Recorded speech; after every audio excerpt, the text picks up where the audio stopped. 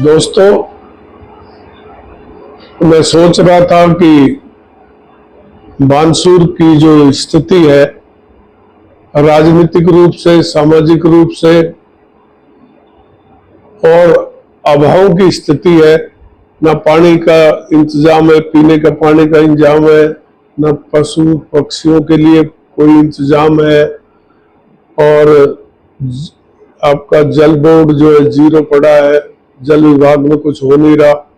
PWD में भयंकर जो राज्य की मद से, विभिन्न मदों से जो पैसा आता है, उसमें सब ठेकेदार साफ कर जाते हैं और ऊपर तक मंथली कहते हैं कि ऊपर तक हमको गवर्नमेंट को, जनप्रतिनिधियों को भी राजी रखना पड़ता है।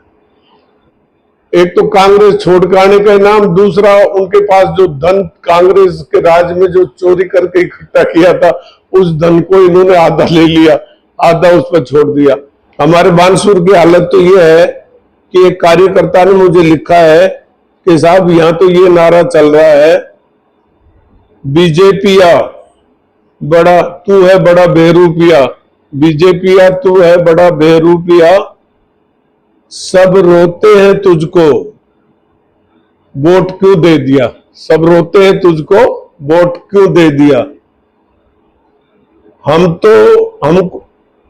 हमको डाउट है कि तुमने वोट नोट की ताकत पर ले लिया। बात विधायक ने अभी एक प्रेस कॉन्फ्रेंस में या किसी वक्तव्य में बोला है कि मैंने मुख्यमंत्री को धन्यवाद दिया कि आपने बानसूर विधानसभा क्षेत्र में करीब 250 करोड़ का काम दिया है, उसके लिए मुख्यमंत्री को बधाई।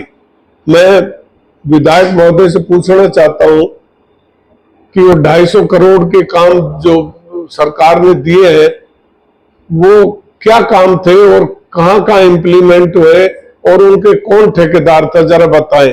ठेकेदारों का नाम मैं इसलिए पूछना चाहता हूं कि जो सरपंचों से इन्होंने वीडियो के थ्रू फाइलें मंगाई कि कितना काम हुआ, इसमें क्या कमी रहेगी, कितना सरपंच ने पैसे खाए, कितना प्रधान ने पैसे खाए, कितना किसने पैसे खाए। तो मैं भी एमएलए साहब से पूछना चाहता हूं कि आपने जो काम कराए उनमें कितने पैसे लिए गए, कितना काम जमीन पर हुआ और उसका ठेकेदार कौन था और उस काम की क्वालिटी क्या रही, ये जरा हमको आप बता दें।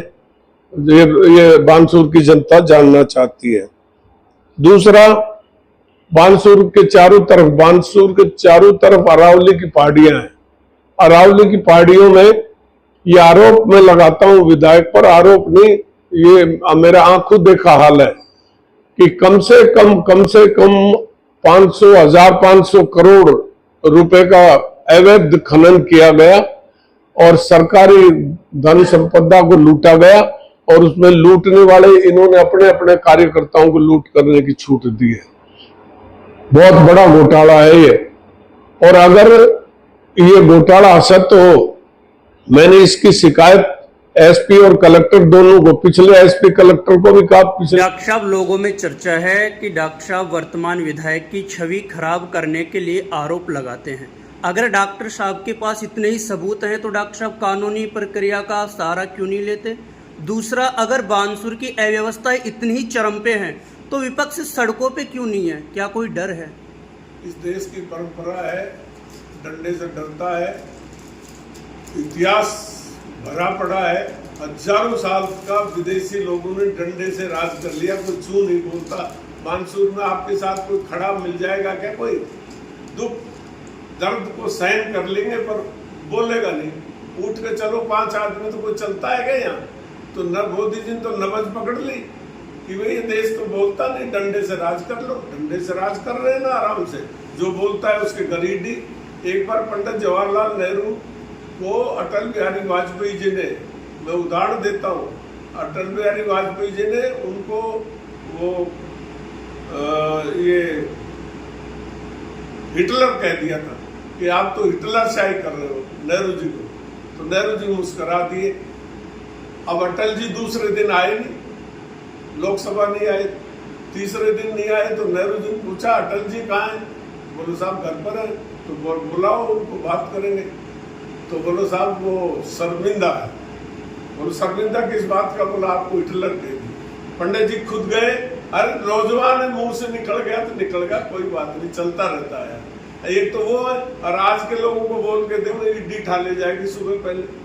अब हम बोल रहे हैं तो हमारा क्या भरोसा, कब पकड़ ले जाए, कब क्या करें। हम तो तैयार हैं उसके लिए, लेकिन हम की तरह चोर तो है नहीं हमारे पास, तो खूब ना बैंक बैलेंस, ना कोई लेना देना, फिर भी वी आर रेडी। अगर संविधान को बचाने की कोई बात आएगी तो हम डरपोक नहीं है। जिन पहाड़ियों में अवैध, दूसरी बात, आपका सवाल का जवाब अधूरा रहेगा। दूसरी बात, मुझे आरोप लगाने का कोई अधिकार, गलत आरोप लगाने का अधिकार नहीं है। आप जांच कर लो, मैंने जो आरोप लगाए, आपको हम तो एमएलए मान लेंगे, चलो मैं पकड़ाता हूँ, आप करिए, उसमें क्या कर दूँ। मैं I am ready to go anywhere. जो मैंने आरोप लगाए उनको मैं सिद्ध करूंगा। अगर मेरे आरोप गलत है तो आप एक्शन लो। ये बात मुझ पर लागू नहीं होती, मैं चिढ़ता नहीं हूँ कभी किसी से। मैं तो जो अच्छा काम करता है, जगत सिंह दाहिमा ने मेरे को 3 बार हराया, मैं जगत सिंह दाहिमा को थप्पी लगाता था, और आज भी कहता हूँ Jagat Singh Dahima was only MLA in Bansur अब तक के जो सबसे ऑनेस्ट लोगों में से रहा। तो बात तो कही जाएगी। शकुंतला के लिए मैंने कभी नहीं कहा, शकुंतला के लिए मैंने नहीं कहा कि भाई वो अच्छी है, भली है, ठीक है। दूसरा डॉक्टर साहब, जिन पहाड़ियों में अवैध खनन की आपने बात कही, उन पहाड़ियों में काफ़ी सालों से अवैध खनन हो रहा है, तो क्या आप ये मानते हैं कि जो पूर्व विधायक थे उनकी संलिप्तता भी इन मामलों में है, जैसे आपने वर्तमान विधायक पर आरोप लगाए? ये जो मैंने बात बताई, ये जो आज खनन हो रहा है, क्या कहते हैं उसको, व्यापार की दृष्टि से। पहले खनन, हमारे टाइम में खनन नहीं होता था, लोग अपने खेत के लिए, बैठक बनाने के लिए बैलगाड़ी से ले आए, ऊंट पर ले आए, ये काम होता था। ऐसे नहीं ट्रक के ट्रक जा रहे नेशनल हाईवे से दिल्ली, गुड़गांव, जयपुर पहुंच रहे, ये खनन नहीं। मेरे टाइम का एक भी बता दो, ये सब लेटेस्ट है, अब हुआ इतना। पहले एक दांतली पहाड़ी में मैंने उसको भी रोक लगाने की कोशिश की थी, तो गांव वाले आए, साहब बैठक तो बना ले। तो ये उनकी नीड थी, जिस गांव के पहाड़ हैं तो वो बैठक कहाँ से बनाएंगे, तो वो उनकी नीड थी। बाकी मैंने ऐसे अलाउ नहीं किया कि उसका ट्रांसपोर्ट हो खनन का। एक भी पहाड़ी में पहले का खनन हो तो मुझे बता, अवैध खनन नहीं। एक दांतली पहाड़ी को छोड़ के, क्योंकि वो पत्थर बिकता नहीं, वो लोग अपने घर मकान बनाने के लिए पत्थर ले जाते। ये मेरा चैलेंज है। अभी आपने जेजेएम और ईआरसीपी योजना की बात करी। आप भी वसुंधरा राजे की सरकार में अंतर्राज्यीय जल वितरण सेल थी, उसके कैबिनेट मंत्री दर्जा प्राप्त रहे। आपने इस दौरान बानसूर में भूजल स्तर को ऊपर उठाने के लिए क्या प्रयास किया? देखिए, 2 बात है। जब हम बड़े थे, मैं कॉरपोरेशन का हेड था, तब इस स्कीम को वसुंधरा राजे ने अभी तो तैयार की थी कि कितने की स्कीम होगी। एक्सपर्ट बुलाए थे, नाम जो शुरू हुई थी 45,000 करोड़ की स्कीम वसुंधरा राजे ने बनाई थी। अप्रूवल के लिए मोदी जी को भेजा गया था, अप्रूवल आई नहीं थे। चुनाव के टाइम में मोदी जी आए और उन्होंने कहा कि वसुंधरा जी की मांग को मैं पूरा करता हूँ, तो लोग सब चुनाव में लग गए। उसके बाद क्या करते? Saint Xavier senior secondary school Bansur, जहां बनते हैं टॉपर्स और सजता है उज्जवल भविष्य। बोर्ड कक्षाओं में शानदार परीक्षा परिणाम के साथ विज्ञान, कला व कृषि संकाय में गुणवत्तापूर्ण शिक्षा प्रदान करने वाला क्षेत्र का भरोसेमंद विद्यालय। यहाँ सिर्फ पढ़ाई नहीं बल्कि होती है सफलता की शानदार शुरुआत। मेरा नाम सुशील कुमार है। मैं Saint Xavier senior secondary school Bansur का छात्र हूँ। मैंने कक्षा 12वीं में विज्ञान संकाय में 98.80% अंक प्राप्त किए हैं, जिसका श्रेय मैं अपने माता पिता और गुरुजनों को देता हूँ। मेरे पिता किसानी का काम करते हैं। मैं भविष्य में यूपीएससी की तैयारी करना चाहता हूँ। अशोक कुमार यादव, निदेशक Saint Xavier senior secondary school Bansur. हमारे विद्यालय में कक्षा 12 में सुशील कुमार प्रजापति ने 98.80% अंक अर्जित किए और 30 विद्यार्थियों ने 90% से अधिक अंक प्राप्त किए। कक्षा 10 की पलक राठौड़ ने 98.33 अंक अर्जित किए और कक्षा 10 में 35 विद्यार्थियों ने 90% से अधिक अंक प्राप्त किए।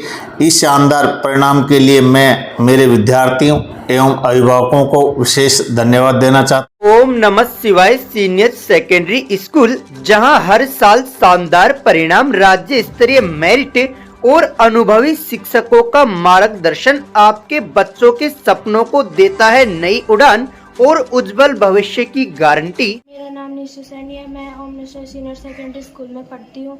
मेरी 10वीं में 98% बनी थी। मैं इसका श्रेय अपने स्कूल को देती हूँ। इसमें टीचर का पूरा सहयोग है। मैंने जब भी सवाल पूछे, इन्होंने सवाल का बहुत अच्छे से जवाब दिया। मैं इसका श्रेय अपने परिजनों, विद्यालय और मित्रगण को देती हूँ। मैं रामस्वरूप सैनी, ओम नमः शिवाय senior secondary school, Dabla road, Kashipuram, निदेशक। मैंने 1 मई 2001 को ये विद्यालय की स्थापना एक छोटे से भवन में शुरू की थी। उसके पश्चात अथक मेहनत और डिसिप्लिन और हमारे शिक्षकों का अच्छी मेहनत के बल पर मैंने इसको पहले माध्यमिक फिर उच्च माध्यमिक विद्यालय में इसको क्रमोन्नत किया। लगभग 30 विद्यार्थियों का नवोदय में सिलेक्शन करवाया और हमारे विद्यालय में वाणिज्य संकाय, कला संकाय और साइंस संकाय, तीनों संकाय संचालित हैं। इसके अलावा साइंस और फिजिक्स, केमिस्ट्री, बायो की हमारे पास लैब भी हैं। उनमें बच्चों को प्रैक्टिकल भी नियमित रूप से करवाया जाता है और पिछले 5 सालों से हमने बहुत अच्छा रिजल्ट दिया है, यानी कि 99% भी हमने 10th क्लास में रिजल्ट दिया है और साइंस में भी 98% के लगभग प्रतिवर्ष बच्चों का परसेंटेज हमारी बन जाती है।